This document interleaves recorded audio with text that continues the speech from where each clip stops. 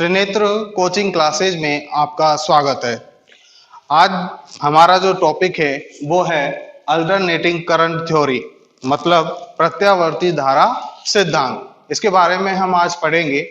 इसको पढ़ने से पहले मैं आपको एक चीज बताना चाहूंगा कि जब हमने विद्युत धारा के बारे में पढ़ा, विद्युत धारा दो प्रकार की होती है। एक तो होती है आपकी एसी, एक होती है आपकी डीसी। ठीक है, आज जो हम पढ़ रहे हैं वो है अल्टरनेटिंग करंट, एसी मतलब प्रत्यावर्ती धारा। ठीक है, इसी अल्टरनेटिंग करंट के अंदर हम डीसी का एक छोटा सा पार्ट भी पढ़ेंगे, लेकिन वो जो पार्ट पढ़ेंगे वो पार्ट सेकंड में पढ़ेंगे हम। ठीक है, मैं सबसे पहले आपको क्या पढ़ाऊंगा आज, अल्टरनेटिंग करंट थ्योरी, प्रत्यावर्ती धारा सिद्धांत की हम क्या करेंगे, आज बात करेंगे। ठीक है, तो एसी का पूरे विश्व के अंदर या भारत के अंदर अपना एक अलग अलग महत्व रखती है।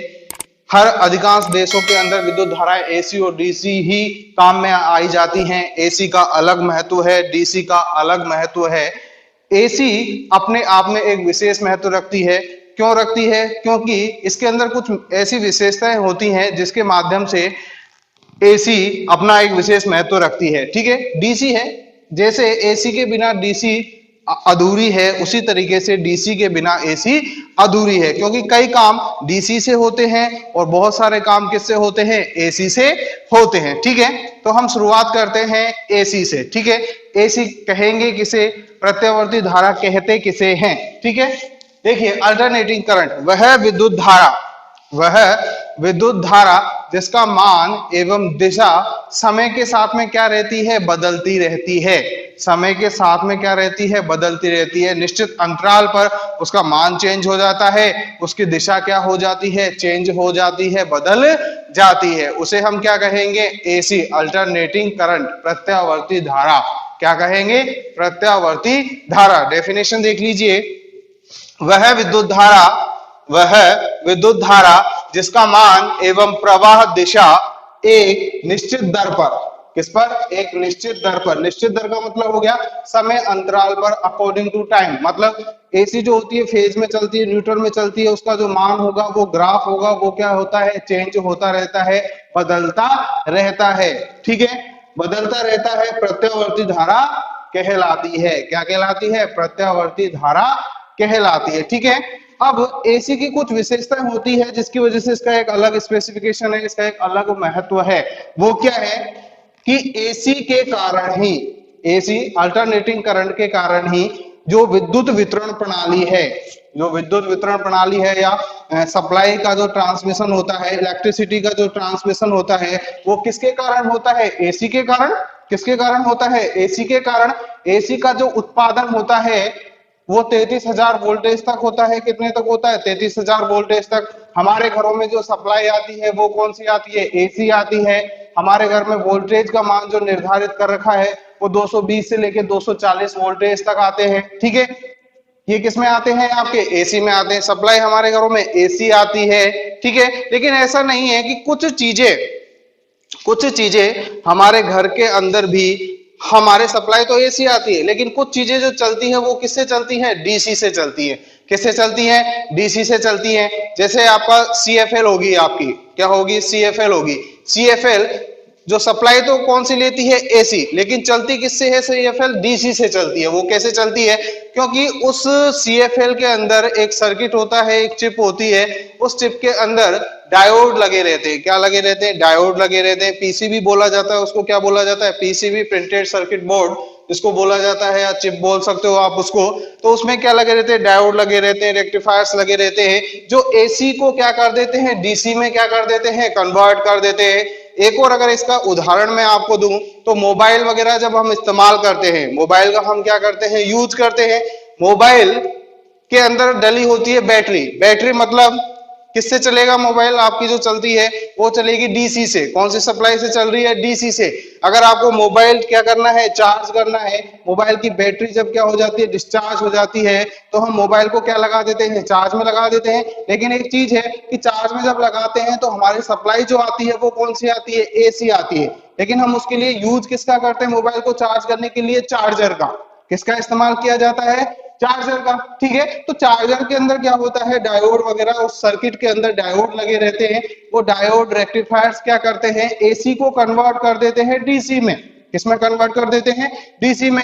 और जितने मोबाइल को बैटरी चाहिए होती है, उसको जितनी आवश्यकता होती है इलेक्ट्रिसिटी की, वो उतनी क्या कर लेते हैं, कन्वर्ट कर लेते हैं, और आपका जो मोबाइल होता है वो क्या हो जाता है, चार्ज हो जाता है। हुआ किससे? सप्लाई तो हमारे पास में कौन सी आ रही थी, एसी। कौन सी सप्लाई आ रही थी, एसी, मतलब अल्टरनेटिंग करंट। ठीक है, हमने किसका उपयोग किया, चार्जर का उपयोग किया। किसका उपयोग किया, चार्जर का। चार्जर ने कन्वर्ट किया उसको किसमें, डीसी में। किसमें कन्वर्ट कर दिया, डीसी में। किसमें कन्वर्ट कर दिया, डीसी में। चार्जर के अंदर क्या लगा रहता है, चार्जर के अंदर लगा रहता है डायोड। मान लीजिए आप, क्या मान लीजिए, डायोड लगे रहते हैं जो एसी को क्या करते हैं, डीसी में चेंज कर देते हैं। रेक्टिफायर्स लगे रहते हैं, वो एसी को क्या कर देते हैं, डीसी में चेंज कर देते हैं। ठीक है, तो ये सारी जो चीजें हैं वो एसी को कन्वर्ट करती हैं किसमें, डीसी में। किसमें कन्वर्ट करती हैं, डीसी में। और एक चीज, एसी और डीसी के अंदर का डिफरेंस, एसी मतलब अल्टरनेटिंग करंट वाले इंस्ट्रूमेंट के अंदर और डायरेक्ट करंट वाले इंस्ट्रूमेंट के अंदर हम एक चीज पहचान सकते हैं, या इसकी अलग से स्पेसिफिकेशन बता सकते हैं कि अगर आपको पता करना हो कि कौन सा उपकरण एसी से चल रहा है, कौन सा डीसी से चल रहा है, तो इसके लिए एक वो है कि एसी वाले जो उपकरण होते हैं जो अल्टरनेटिंग करंट से चलते हैं, उनकी जो संरचना होती है वो क्या होती है, सरल होती है। मतलब आसानी से हम बता सकते हैं कि ये किससे चलता है, एसी से चलता है। उनकी संरचना कैसी हो जाएगी, सरल। सरल मतलब उनका जो सर्किट होगा वो क्या होगा, बिल्कुल आसान होगा। डीसी जो है डायरेक्ट करंट, मतलब उनका जो सर्किट होता है या उनकी जो संरचना होती है, डीसी से चलने वाले उपकरणों की, इंस्ट्रूमेंट की जो संरचना होती है वो कैसी होती है, जटिल होती है। कैसे होती है, जटिल होती है। ठीक है, जटिल होगी मतलब हमें क्या है, समझने में थोड़ी सी दिक्कत आती है कि ये संरचना कैसे है। तो वो इंस्ट्रूमेंट जो होते हैं वो किससे चलेंगे, डीसी से।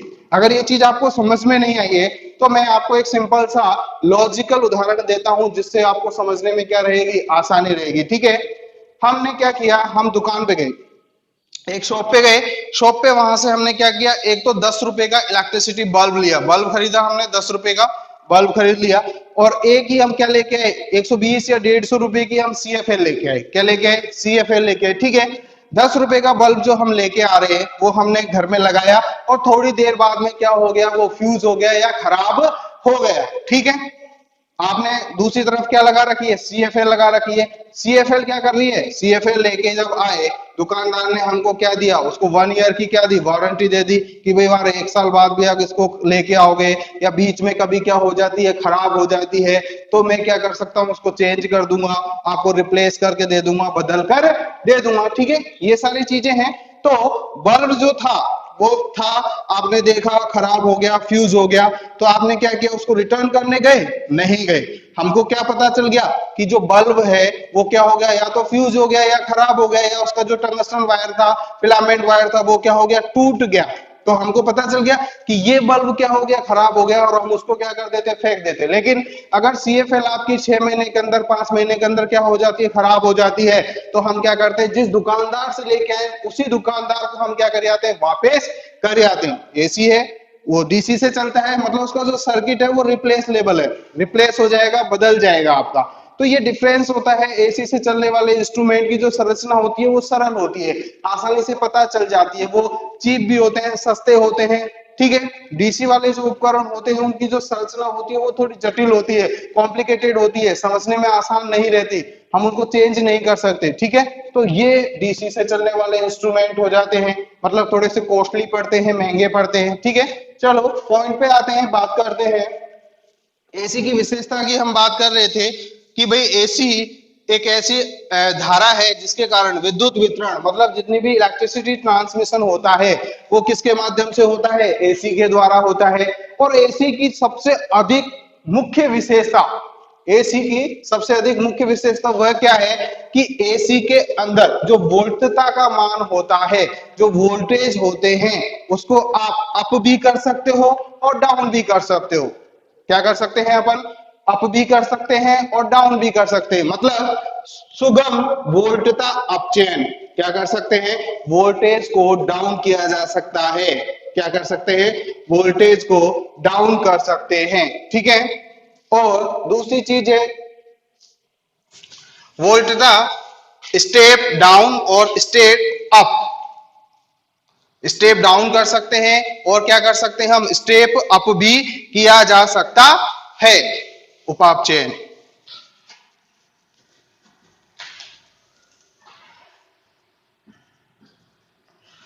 स्टेप अप और स्टेप डाउन क्या कर सकते हैं हम, एसी को क्या कर सकते हैं, कर सकते हैं, ठीक है। टाइप्स ऑफ एसी, अगर प्रत्यावर्ती धारा के क्या करें हम बात करें, प्रत्यावर्ती धारा के क्या करें हम बात किया जाए कि प्रत्यावर्ती धारा कितने प्रकार की होती है, कितने प्रकार की होती है, या इसकी जो वेव्स है वो कितने प्रकार की हो सकती है। तो एसी आपकी कई प्रकार की हो सकती है। पहली है साइन वेव, कौन सी है, साइन वेव। दूसरी है सॉटूथ वेव और तीसरी है स्क्वायर वेव, कौन सी है, स्क्वायर वेव, ठीक है।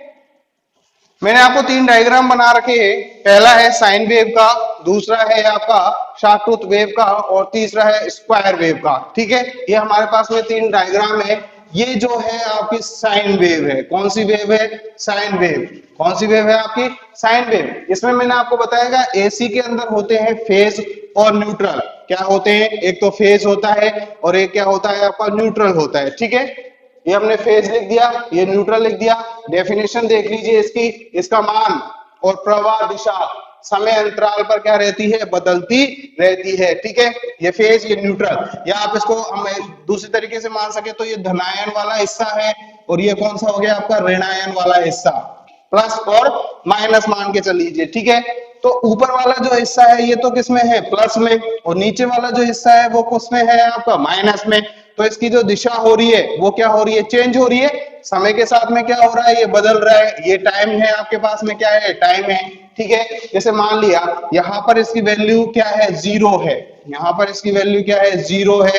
जैसे जैसे समय क्या होता बढ़ता जाएगा, ग्राफ इसका बढ़ता जाएगा, यहाँ पर मान के चलते हैं यहाँ पर वैल्यू इसकी क्या होगी, 1 होगी, क्या होगी, 1। फिर जैसे ही ये हिस्सा चेंज होगा, धनायन से ऋणायन में जाएगा, तो यहाँ पर आकर इसकी वैल्यू क्या हो जाएगी, वापस से क्या हो जाएगी, 0 हो जाएगी। क्या हो जाएगी, 0 हो जाएगी, ठीक है। तो इसका मान और दिशा समय के साथ में क्या रहती है, बदलती रहती है, क्या रहती है, बदलती रहती है, ठीक है। दूसरी चीज है सॉटूथ वेव, देख लीजिए आप, सॉटूथ वेव का ये डायग्राम है इस तरीके से, ये भी पॉजिटिव फेज और न्यूट्रल, ये टाइम के साथ में क्या हो रही है आपकी, चेंज हो रही है। तीसरी चीज स्क्वायर वेव है आपकी, कौन सी वेव है, स्क्वायर वेव। ये इसका डायग्राम आपके सामने क्या है, बना हुआ है, ये स्क्वायर की तरह चलती है, ठीक है। तो ये कौन सी वेव है आपकी, स्क्वायर वेव है। अब इसके अंदर एक चीज देखें, जो एसी हमें प्राप्त होती है, एसी किससे प्राप्त हो सकती है, आपको अल्टरनेटर से आप क्या कर सकते हो, एसी प्राप्त कर सकते हो। ऑसिलेटर के द्वारा भी क्या की जाती है, एसी प्राप्त की जा सकती है। अब एसी का जो उपयोग होता है, एसी का जो उपयोग करते हैं वो हम करते हैं प्रकाश व्यवस्था के लिए कर सकते हैं, लाइटिंग के लिए कर सकते हैं, उपकरणों को चलाने के लिए किया जा सकता है, यंत्रों को चलाने के लिए किसका प्रयोग करते हैं, एसी का उपयोग करते हैं, ठीक है। या मशीनरी हमें चलानी है या मशीनों को हमें क्या करना है, चलाना है, तो हम किसका उपयोग करेंगे, एसी का उपयोग करेंगे। तो ये कुछ चीजें हैं जिनके द्वारा हम क्या करते हैं, एसी का क्या करते हैं, उपयोग किया जा सकता है, ठीक है। तो इसमें अगर पूरे टॉपिक में बात करी जाए कि एसी का जो मुख्य विशेषता है वो क्या होगी आपकी, कि एक तो हमारे घरों में जो सप्लाई आती है या इलेक्ट्रिसिटी का जो ट्रांसमिशन होता है वो किसके द्वारा होता है, एसी के द्वारा होता है। दूसरी चीज, एसी का हम क्या कर सकते हैं, वोल्टेज को स्टेप डाउन भी कर सकते हैं और स्टेप अप भी कर सकते हैं, मतलब अपचयन भी कर सकते हैं और उच्चयन भी किया जा सकता है।